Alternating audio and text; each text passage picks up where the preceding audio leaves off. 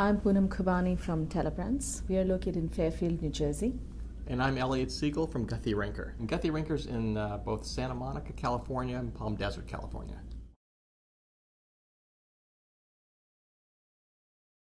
We want to talk about what we really do. We are a television marketing company. We market products like Pocket Hose, Old Brooklyn Lantern, the Pet Egg, and usually our products are $10 tickets. And we feel that the sales tax could be a burdensome issue for our consumers who are actually looking at this as an impulse buy.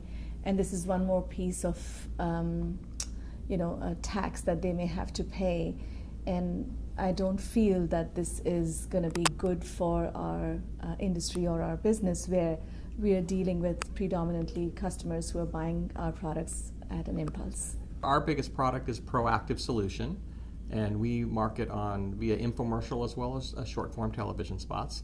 And it definitely will be an impactful issue for us as well, because it is creating more of a burden on us to administer this type of sales tax. I mean, there's 9,600 different variations of sales tax regulation that you have to try to apply.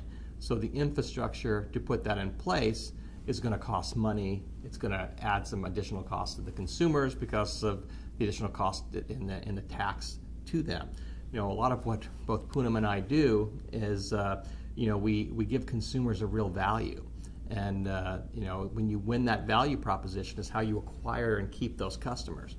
To add that additional tax and additional revenues in this economy, it's burdensome. And then the ability to sort of police and monitor that is something I don't believe the legislators had completely thought through because of the depth of detail.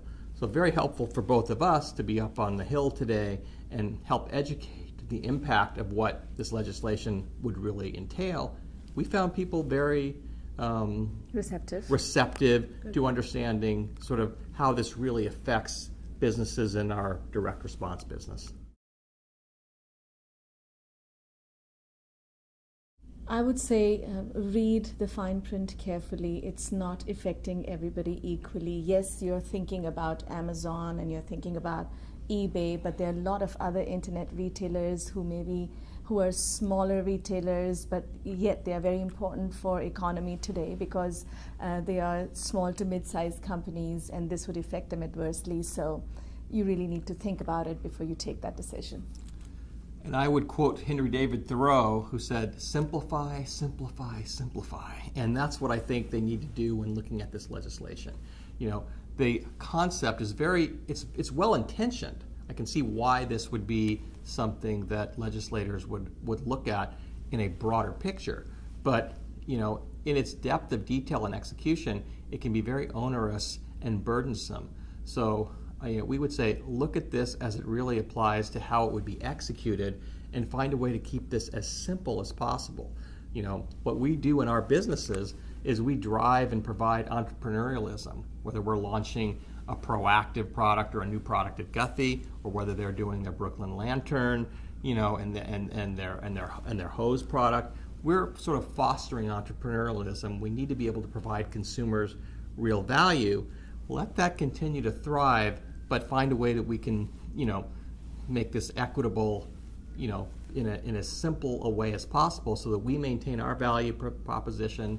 We drive our products through our channels and through retail, and everyone can sort of win-win, and everyone can benefit.